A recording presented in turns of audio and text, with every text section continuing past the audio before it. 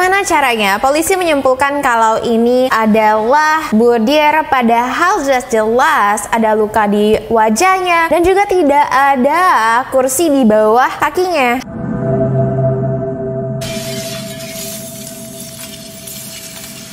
Hai guys, welcome to another episode of YouTube and Chills. Nama aku Yufi dan hari ini aku punya cerita yang berasal dari Mumbai, India. Kalau ini adalah video pertama yang kamu nonton dari channel aku, thank you banyak. Biasanya rambut aku nggak kayak gini, cuman aku lagi eksperimen. Jadi buat kalian yang returning subscriber, you know how much I love you and you know how much I appreciate you. Please be honest, comment down below what do you think about this messy going on. Anyway, di channel ini aku upload video misteri dan juga gossip celebrity. Kalau misalnya kamu suka dengan topik tersebut, make sure untuk subscribe dan juga turn notification on biar kamu jadi pertama yang tahu pas video aku di-upload. Anyway, cerita hari ini penuh dengan teka-teki dan juga penuh dengan yang namanya bau-bau nepotism. Jadi menarik banget. Make sure to keep on watching. Cerita ini dimulai pada tahun 1988 di mana seorang perempuan cantik, Jia Khan, lahir tepatnya pada tanggal 20 Februari di New York, Amerika. Ibunya adalah seorang aktris Bollywood yang bernama Rabia Khan dan ayahnya bernama Ali Khan. Dia adalah seorang businessman ya. Jadi si Jia ini lahir di keluarga yang tajir. Namun sayangnya dia adalah anak pertama dan dia memiliki dua adik perempuan. Nggak ada informasi ya apakah adiknya itu adalah adik kandung. Yang jelas pada saat Jia baru berusia 2 tahun, ayahnya Ali meninggalkan keluarganya. Sehingga mau nggak mau si Rabia harus jadi single mom dan memutuskan untuk memindahkan Jia ke London di mana Jia meneruskan studinya. Dia juga tumbuh dewasa di sana. Pada saat Jia berusia 18 tahun, dia memutuskan ingin mengikuti jejak ibunya untuk menjadi Bollywood artist dan dia pun pindah ke Mumbai, India dan dia mulai audisi untuk main film. Dari tahun 2007 sampai 2010 dia berhasil tampil di 3 film di mana di tahun 2010 itu dia bermain di film Houseful dan ini adalah film tersukses ya dari karir Jia. Namun sayangnya setelah itu dia kesulitan untuk mendapatkan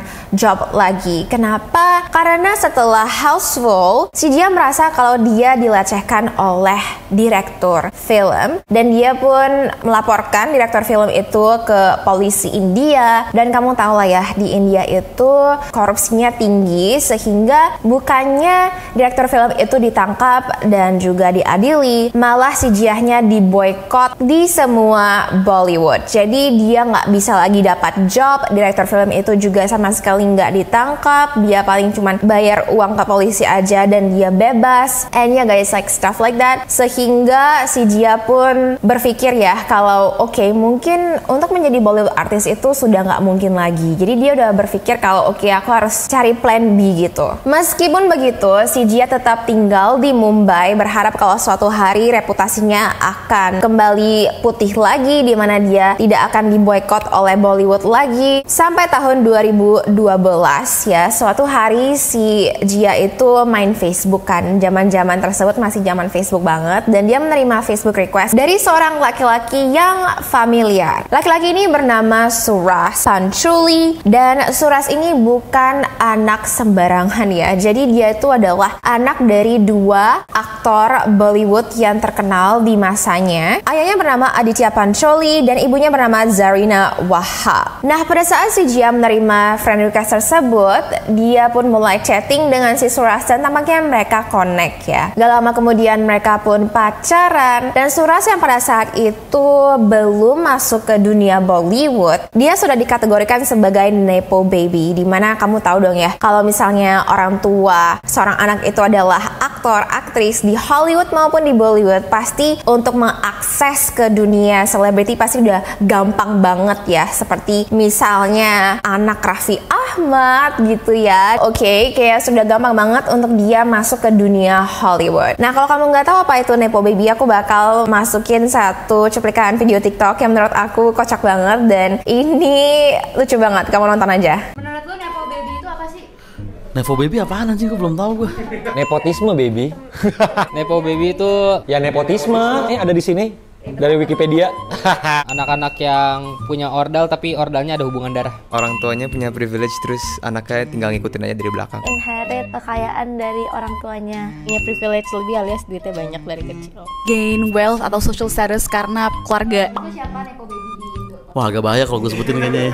Jangan deh. Mostly anak artis sih. Rafathar, Cipung, Rayanza. Itu sama Oh sama anaknya siapa lagi? Anak-anak Jejo ntar Nepo Baby. Nggak tahu gua.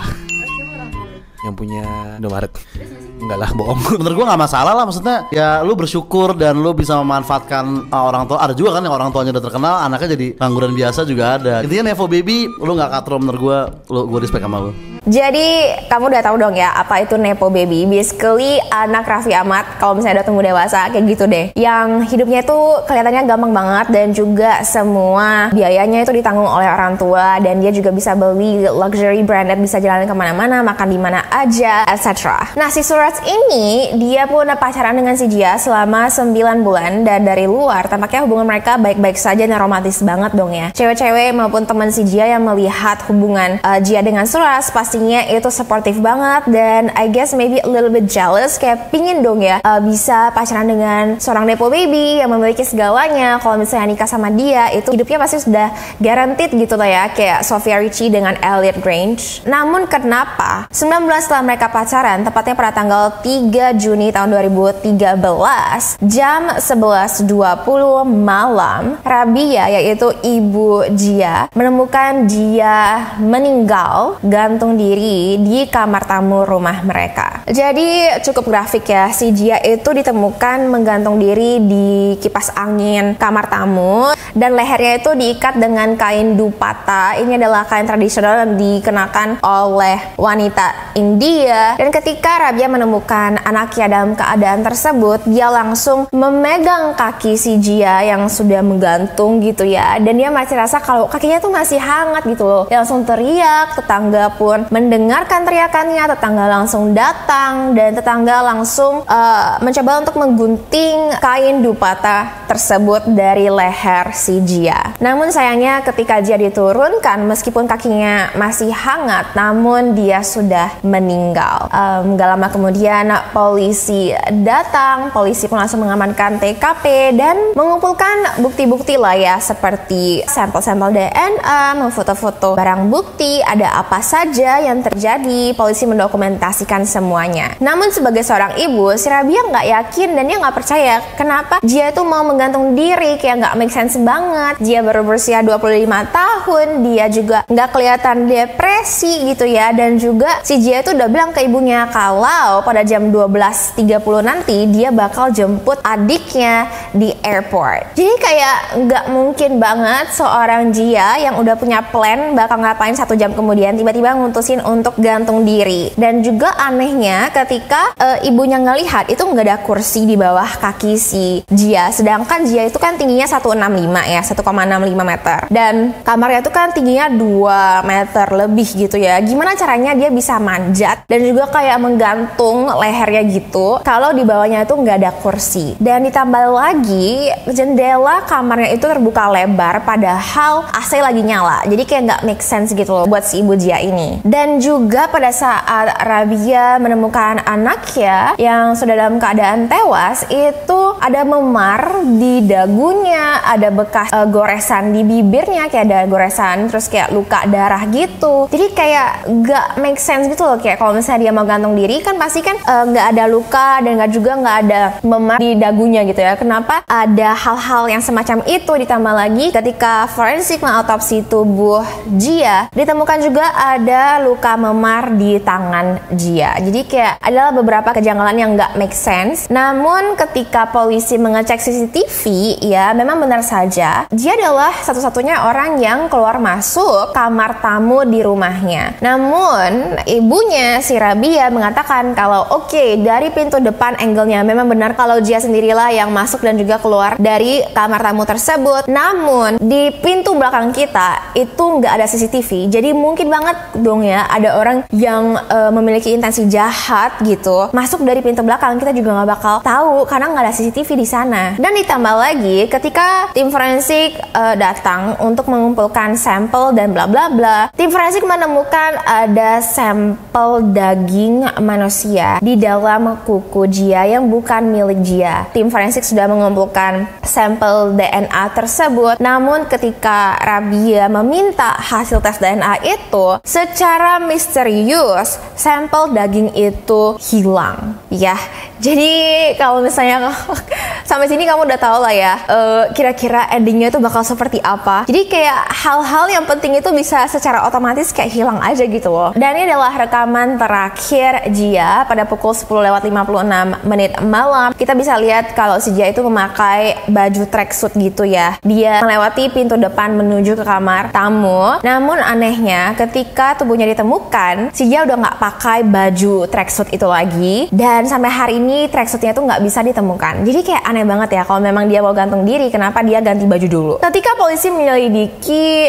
isi handphone Jia, polisi juga menemukan kalau orang yang terakhir kali menghubungi si Jia yang juga bertemu dengan Jia adalah pacarnya, si Suraj. Dimana 1 menit setelah Rabia menemukan si Jia, si Suraj nge-text Jia dengan isi teksnya, quote, "Telepon aku sekarang, aku mau ngomong secepatnya," end quote. Namun teks ini bukanlah bukti yang cukup kuat untuk mengaitkan Suraj dengan kematian pacarnya. 6 hari setelah Jia meninggal, si Rabia menemukan diari Jia di mana di dalamnya itu terdapat surat ya, yang isinya 6 halaman yang ditulis oleh Jia untuk Suraj. Begitu Rabia membaca isi surat tersebut, dia langsung mengaitkan kematian anaknya dengan Suraj, dan pada saat itu dia yakin banget kalau pasti Suraj lah yang mengirimkan orang atau surat sendiri yang melenyapkan anaknya. Kenapa? Karena di surat tersebut si Jia menuliskan betapa dia itu sudah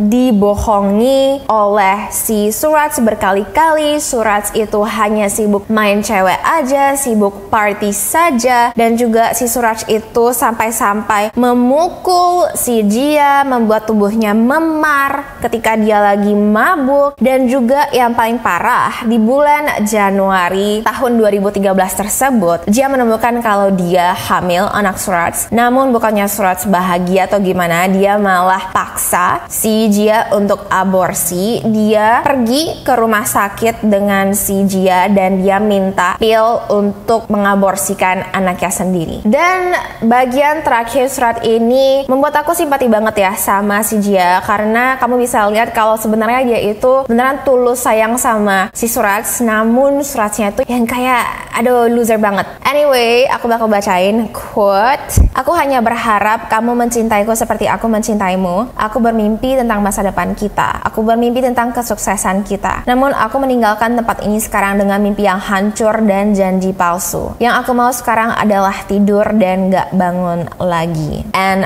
quote. Nah, dari sini memang kita bisa lihat ya, oke, mungkin aja si Jia itu dia melenyapkan dirinya sendiri karena dia depresi, digituin sama cowoknya. Namun karena kayaknya si Jia itu terpukul sekali ya dan terpressure banget untuk menggantung diri karena hubungannya yang bikin dia depresi dengan si Suraj, akhirnya Suraj pun ditangkap dan ditahan selama 22 hari. Setelah itu dia di-bail keluar oleh orang tuanya dong ya, siapa lagi nggak sih? Dan gak lama setelah itu si Suraj langsung mendapatkan tawaran untuk main film pertamanya yang ironisnya itu berjudul Hero.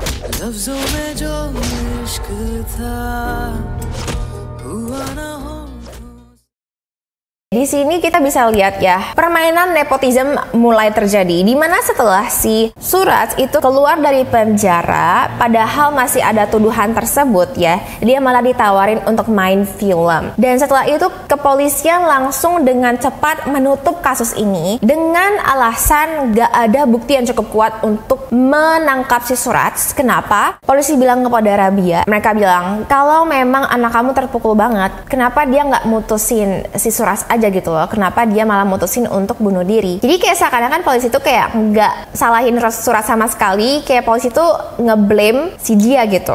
Padahal jelas banget kalau misalnya polisi tes DNA daging manusia ditemukan di dalam jari si Jia, pasti polisi bisa menangkap pelaku pembunuhnya. Karena kayak banyak banget kejanggalan-kejanggalan yang membuat Rabia yakin banget, even aku pada saat aku ngeriset tentang kasus ini, aku yakin banget kalau Jia itu nggak mungkin mengakhiri hidupnya gitu loh. Kalau memang dia mau mengakhiri hidupnya, kenapa dia ganti baju gitu loh? Kayak I don't know ya guys, like that's a little bit weird to me. Anyway, sayangnya kasus kematian Jia pun ditutup dan Suraj sempat diinterview oleh media India di mana dia bilang, "Quote, aku sangat bahagia ini semuanya sudah berakhir. Bukan hanya untuk saya, namun juga untuk keluarga saya. Tidak ada yang lebih penting dari kedamaian di dunia ini." End quote. I know, kayak kedamaian dunia, kayaknya si Suraj tuh anggap kalau dia itu masuk di ajang kompetisi Miss Universe kali ya, peace in this world. Like padahal jelas banget dia itu sudah hurt girlfriendnya, dia udah paksa ceweknya untuk mengeluarkan bayi mereka gitu ya. Kayak I don't know guys, like this Suraj is a red flag. Ini adalah wajah Suraj sekarang. I just want you guys to like remember him. Jadi ketika kamu nonton film dia atau apa gitu ya, kamu bisa ingat dia, atau mungkin kamu lihat dia di jalan, kamu bisa ingat kalau dia itu adalah seorang walking red flag, oke? Betapa kayanya dia kalau memang dia itu tega banget sampai mengakibatkan mantannya itu budir. That's a red flag girl, okay? Anyway, thank you so much for watching. Inilah ending of the story. I wanna know what you think. And aku pengen tahu apakah kamu pernah experience yang namanya perlakuan tidak fair karena seseorang adalah nepo baby or something. Let me know in the comment down below. Anyway, hari ini aku pakai lipstick dari MAC dan warnanya ini adalah Aloof. Dan actually ini adalah sampel ya. Aku nggak beli ini waktu itu, udah lama banget. Aku beli MAC, abis itu kayak dia kasih sampel. I don't know, like this is a sample karena ada tulisan kayak not for sale gitu. So yeah guys, anyway, thank you so much for watching. I love you all and I will see you in my next one. Bye.